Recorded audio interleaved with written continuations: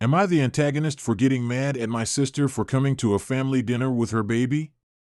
I, 32M, am engaged to Jessie, 30 female. We have been together for 7 years and have been trying for a baby for the past 2. Originally, I was planning to propose to her during a family dinner at a Michelin star restaurant, so I paid for 12 people to be there, including hers and mine families. I made the booking nearly 10 months ago. However, plans have changed, and instead I have proposed during one of our holidays as the time felt more right.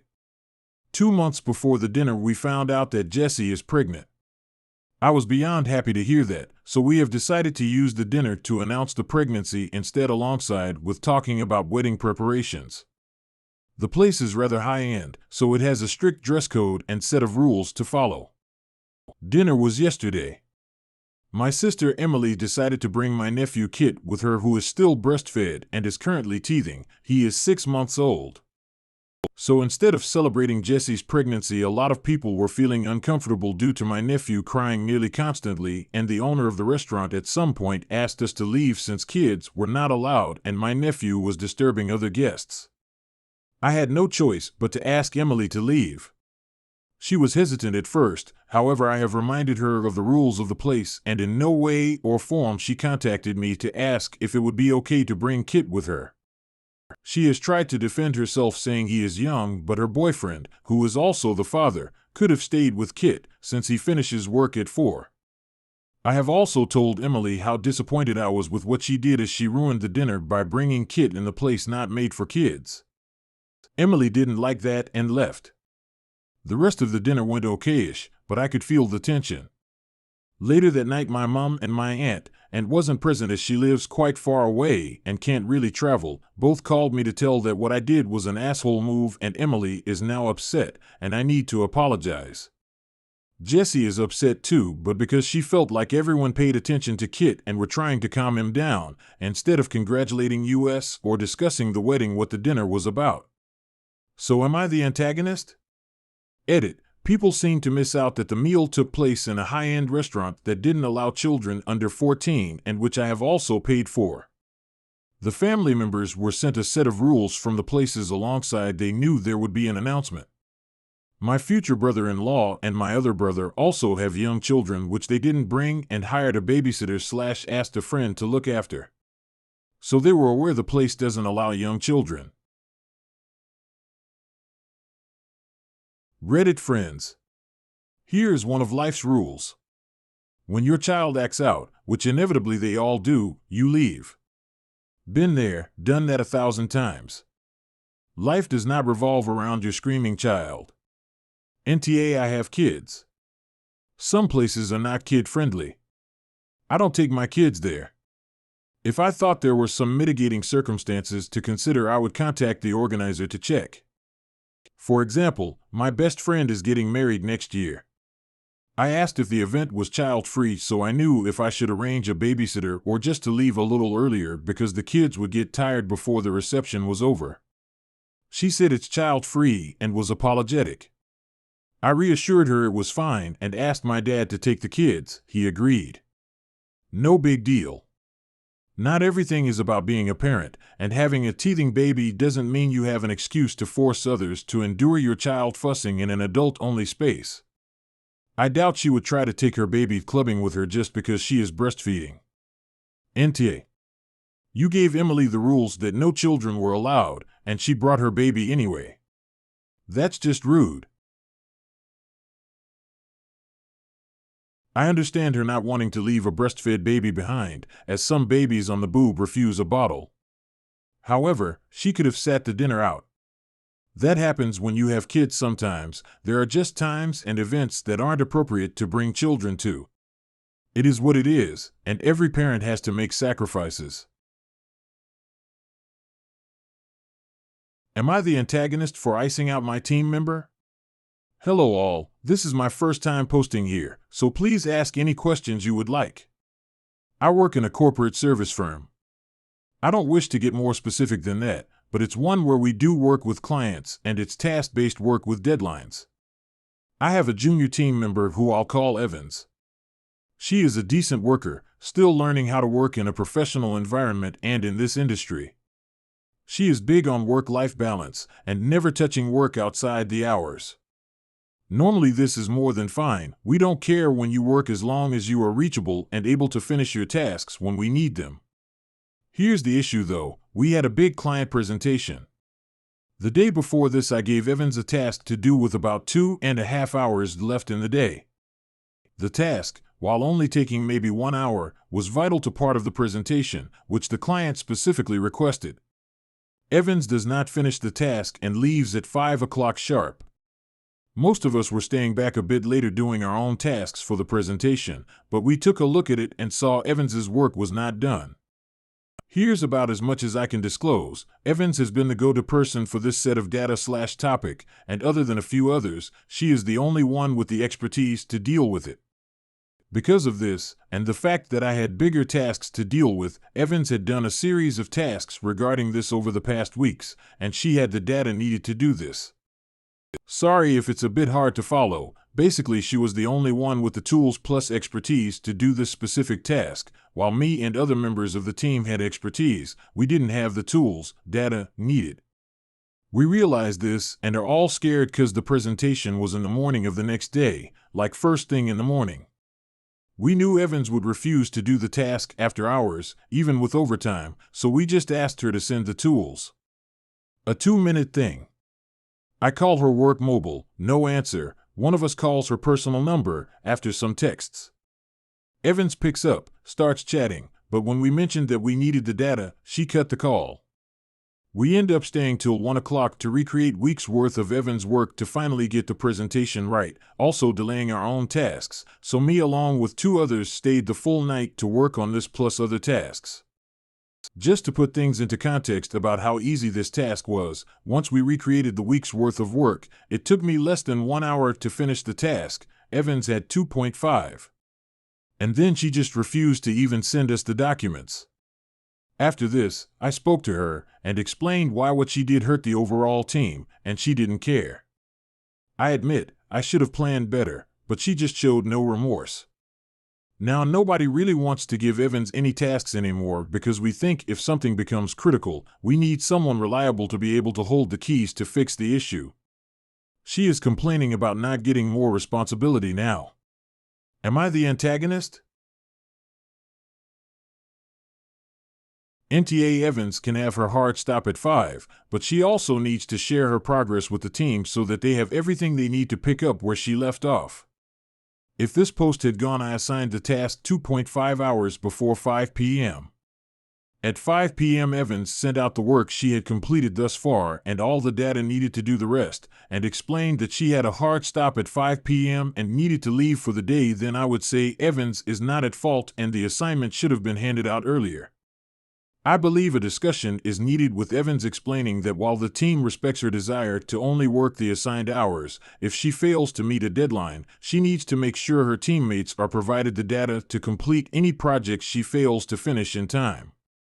For this event, the project was handed out too late, but in the future she should also be aware that time management within her desired hours is her responsibility and her coworkers are not there simply to pick up her slack. No, you are not the a-hole. I can't believe she's complaining about not getting more responsibility when she blatantly, and quite stubbornly I might add, proved she is irresponsible and cannot be depended on. WTF? NTA work-wise Evans has shit the bed and must now lie in it. It's perfectly reasonable for a designated responsible party to be seen as dependable. I see where she's coming from avoiding toxic overtime culture, but it should be understood that project-based work operates a little differently. Perhaps she can win some of that responsibility back, but you are not at fault for showing hesitation. Am I the antagonist for not mentioning that I'm a boy? My coworker Daniel, 27 male, recently invited me, 25 male, to one of his friends' parties. From my understanding, it was going to be very casual with 30+ people drinking and playing games, so I decided to go. On the day of the party, we finished our shift early and picked up a few drinks on the way there. When we arrived, Daniel introduced me to the host and a few of his friends before we got a drink and sat down. We played some games before Daniel left to talk to some other people, so I decided to check out what everyone else was doing. I found a small group of 4 guys playing a PlayStation 2 racing game and watched them for a bit before going to the bathroom and getting myself another drink. While mixing myself the drink, one of them approached me and asked me if I'm into console games. He never introduced himself properly, but I later learned that his name is Jay and that he's 28. I told him that I'm nostalgic about some console games since I used to play them as a kid. He asked me if I wanted to join them and check out some other games they had laying around. I agreed, and we went back and I watched them play for a while. Eventually, Jay asked the others and me if we want to play a drinking game. I was already kinda tipsy, so I agreed, and we start playing cards. We both have to take a few shots, and over the course of the game he gets kinda touchy with me, and I reciprocate it. After finishing the 3rd round of cards, we decide to go to the balcony to get some fresh air. It's kinda cold, so we cuddle up a little and end up kissing.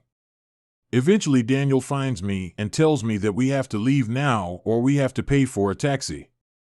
I reluctantly agreed and exchanged numbers with Jade before Daniel and I left. On the way home, Daniel interrogates me about what Jay and I have been up to since one of his friends mentioned us being touchy. I tell him we kissed and he reacted surprised but didn't say more. A day later I get an angry text from Jay asking if I'm a boy. I respond with yes, what did you think, and he gets really upset and tells me that I deceived him and that he isn't gay. That made me sad, so I decided to just not respond anymore and to leave it be. Next shift, Daniel and I met. He was kinda cold and I asked him if anything was wrong. He said that he thinks that it was wrong to not tell a guy who is obviously straight that I'm actually a boy and that his friends made fun of him for hanging out with me. Ever since then he's been very cold to me and I'm wondering if I actually did something wrong. For clarification, I get mistaken for a woman by strangers a lot, but I don't think it's possible for anyone who's talking to me for more than a minute to not realize that I'm a man. For the party, I was wearing Vans, sweatpants, and a hoodie. My name works for both genders. How dare you not notice my straightness straight off the bat? You didn't even notice my sex, lol, not the a-hole. Sorry, this made me laugh a little. Jay and Daniel, and the rest of the friends too for making fun of Daniel, are morons. Like they expected you to know that Jay is obviously straight, yet Jay couldn't identify you as a man. WTH? That's so goddamn stupid. This all makes it seem like they are actually more or less homophobic. NTA. How was I supposed to know that you were straight when you were flirting with a man? You should have told me. It's not fair of you to deceive guys that way. NTA. He was obviously attracted to you in your normal attire and with your normal behavior. Which means he's attracted to a man. I understand that nuanced same-sex attraction could be unsettling for him, but that's really his issue, not yours. I feel like this friend may be struggling with their sexual identity, causing them to feel shame after they explored a bit while drunk. To be sure, this is very much their issue, not yours. Am I the antagonist for sending my daughter for a reality check in another country? My daughter, 16 female / is spoiled, I'm not going to lie. My wife / her mom died when she was really young and my own mom helped raise her and lives with us. My mom spoils her because grandma and because she feels bad for her honestly, and honestly, I haven't always been as attentive as I should be, and sometimes it just is easier at the moment to give in even though I know I'm a shitty parent for it. My daughter got in big trouble at school recently. She paid someone to write a paper for her and was unapologetic about it when she got caught and tried to blame it on the other person and lie about it. I was telling my late wife's sister-in-law, about it. She lives in another country with her family and kids ages 29 to 6 because they're a blended family. She said, "Oh, you should send her to stay with us."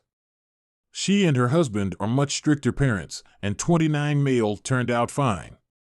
I really wanted to get my daughter away from my mom for a while. I told my daughter and flew with her to sister-in-law's, then left after 2 days while she stayed. It was a punishment, but also she hasn't seen sister-in-law and those cousins since age 11 due to COVID and international travel costs, so it would be good for her for that reason. My mom was mad at me but couldn't really stop me, and even she knows my daughter is spoiled even if she encourages bad behaviors sometimes. My daughter was very unhappy to be there. She already knew she'd have to do chores and be more respectful and have more rules about things like her phone, which is attached to her arm normally. Their kids are much better behaved. It was embarrassing, honestly. After I left, it seemed to improve though. Of course she was upset and mad and nasty over text, but sister-in-law said it went well overall, and she's been better behaved since she got back. For example, when I ask her to do something like take her dishes into the kitchen, she does it. I also said if she kept on the same track, I'd send her back, so she's been better behaved for that reason. My mom is still very upset at me and saying it was cruel and neglectful for me to send her away like that even if it was for her own good. I said she needed the reality check. And of course, my daughter herself is still upset, but just not as openly mad about it because she knows she's already on thin ice. But it was clearly effective. I'm stuck on the fence, but I'm going you're the a-hole. I think my issue is that you can send someone away and have them learn routines, but you have to keep those routines in order to be successful. If you aren't keeping routines, you basically just made your sister-in-law a punishment. YTA, this is a way of parenting I'll never understand. You admitted yourself you're a shitty parent, you allow your daughter to be spoiled. Instead of talking to your mom to stop spoiling her, you abandon her to a different country after a fuck-up. Edit. Mistake is not equal to conscious decision. I've done some things when I was younger that I definitely should have not done, but I was never sent to another country for it. YTA. You didn't parent well and sent your child away because of it. Great job. /S. Too lazy to care for your daughter and give her the boundaries and guidance she needs, so you sent her away from her home and people she loves to stay with, what probably feels to her like strangers. If she's spoiled, that's your fault. She's 16, she's a child. Learn how to be a better parent, read a book, join a group, see a therapist. Am I the antagonist for telling my sister that her problems aren't the fault of my wife? I'm a married mother of 2 kids, who are 6 and 10 years old. Before my wife got pregnant, she told me that she wanted to stay home with any kids we had when they were young. We ran the math and it could work, so she is a stay-at-home parent. Here kids start school in September of the calendar year. They turn 6 years old, which for my oldest is this year. My wife is returning to work later next month. My wife is an accountant. Since tax season is the slow time at my job, I take lots of time off, and my wife worked at her old firm for a couple of months every year. She also kept up with professional development, industry news, and networking while she was off work. We made sure to budget so we could have some money in savings and that I had a good life insurance policy since I'm the one working full-time. Basically, we budgeted and planned and had a safety net. My sister is also a stay-at-home parent. However, her and her husband spend more than he made every month and maxed out their credit cards on expensive clothes and vacations. My sister has no degree or educational savings. She has only had one minimum job, and she quit when she was pregnant by telling her manager to shove it up her ass. These are things my sister has told me herself. Her husband had a job, but now he's been arrested and will likely be going to prison for the next 5 to 10 years. Just an estimate on the amount of time. My sister is in a bad spot even with family helping her where we can. She blames my wife for putting the idea in her, my sister's head, that she too can stay home. My wife never advised her. I understand that she is really stressed out, so the first time I did not say anything because even my wife told me to leave it alone. The next time she started badgering my wife and blaming her, I told my sister to back off and stop blaming my wife for her own problems. This is after my wife offered to watch her kids while she met with the staff at the benefits office or went to job interviews. At that point, my sister cried, and now she's shouting from the rooftops about how awful me and my wife were to her. I'm irate and wish I had said something the first time. It's not our fault my sister didn't plan better. I would hope to never go to prison, but we planned and sacrificed for my wife to be able to stay home. My sister is angry at us, but I'm irate with her for putting this blame on my wife who didn't do anything. NTA. Your sister is blaming someone other than herself because she can't possibly be responsible for her poor planning. Oh, yes she can. You do you and she can do she. Don't become financially responsible for her or you will never get her to stand on her own 2 feet. NTA. Your sister needs to have some accountability for her own shit. This definitely is not on you or your wife. Me taking someone's advice doesn't make my decision their fault. It's easier to blame anyone else rather than accepting the blame for your own poor choices. NTA. Your sister and her husband created this whole mess, and now instead of taking responsibility and trying to fix this mess, now they're trying to blame your wife. Don't let them make you feel bad or try to convince you otherwise. None of this is on you or your wife.